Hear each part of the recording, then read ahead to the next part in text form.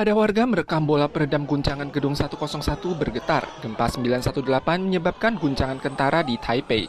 Mantan Kepala CWB menilai selain efek cekungan, ada satu fenomena unik lainnya di mana gelombang seismik Taitung akan masuk ke lempengan Laut Filipina yang relatif keras dan menuju ke utara hingga Taipei. Karena lempengan Laut Filipina relatif kuat, energi yang hilang akibat transmisi gelombang seismik kecil dan transmisinya lebih cepat, sehingga gempa di Taipei terasa kentara. 盆地的所谓放大效应的这样子的一个概念，就有点像是我们这个丢一颗石头丢到那个池塘里面去，然后那个水波会传出去，传到池塘的边边的时候呢，它就会再反射回来。 Sesaat setelah gempa, CWB merilis statistik bahwa skala dan frekuensi gempa susulan selama 2 hari ini akan berkurang. Diperkirakan urutan gempa ini akan berakhir secara bertahap.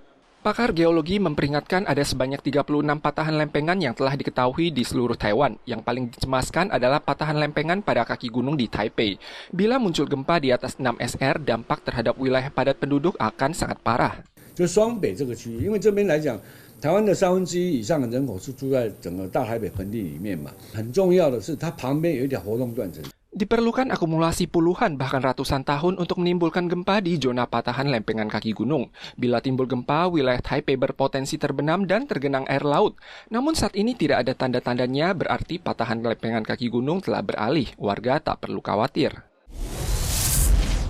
Apa yang perlu dilakukan saat terjadi gempa? Tim pemadam kebakaran mengingatkan agar warga jangan terburu-buru melarikan diri, segera berlindung di bawah meja, kedua tangan berpegang pada kaki meja untuk melindungi bagian atas tubuh kita. Bila gempa terjadi saat terlelap tidur, kita harus segera berbaring telungkup dan melindungi kepala kita dengan bantal.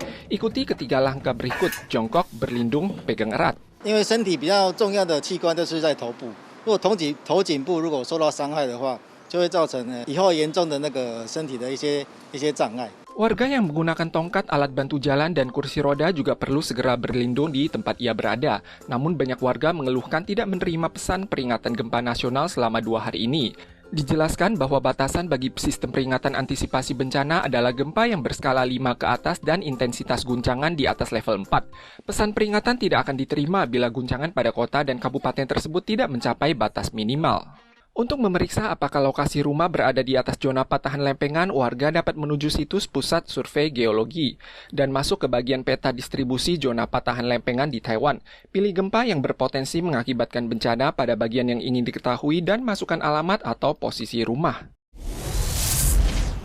Diduga akibat gempa, pipa pom bensin di Chongqing Road, kota Taitung, pecah dan minyak mengalir ke dalam parit, menyebabkan parit di depan rumah warga sekitar menyemburkan api. Pemadam kebakaran segera menuju lokasi untuk memadamkan api.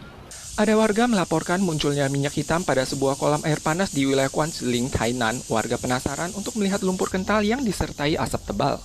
Gempa di wilayah Hualien dan Taitung beberapa waktu lalu memicu warga berspekulasi bahwa hal ini berhubungan dengan gempa. Pelaku usaha kolam air panas di sekitarnya juga mengatakan setiap perubahan cuaca atau gempa terjadi di masa lalu, air yang keluar dari mata air panas ini akan menjadi keruh disertai cairan hitam. Ada juga yang mengatakan itu adalah minyak hitam, namun biasanya akan menghilang sesaat kemudian. Taiwan mencatat 44.500 kasus lokal dan 33 kasus meninggal pada 20 September. CCC memprediksi situasi pandemi akan mencapai kulminasi beberapa hari ini. Pakar medis lebih mencemaskan wabah flu karena CDC telah menemukan 89 kasus flu positif pada minggu ketiga September. Di antaranya tipe A saja mencapai 80 kasus, sehingga diprediksi tipe A akan menjadi tren tahun ini. Diperkirakan sekitar 4 juta warga beresiko terinfeksi akibat lemahnya antibodi flu sebagian besar warga. Bagi yang belum menerima vaksinasi flu dan tertular COVID-19, peluang gejala berat akan meningkat 30%. 你大概可以估25%到20%的人口可能会被感染流感，那今年流感一定很有可能会跟 COVID-19 撞在一起。 Musim flu di masa lalu adalah bulan November, namun tiba lebih awal tahun ini. Apalagi wilayah perbatasan Taiwan akan segera dibuka yang akan memperparah tingkat penularan flu. Warga beresiko tinggi yang memenuhi syarat vaksinasi gratis diimbau menerima vaksin flu quadrivalent mulai 1 Oktober untuk meningkatkan daya lindung tubuh.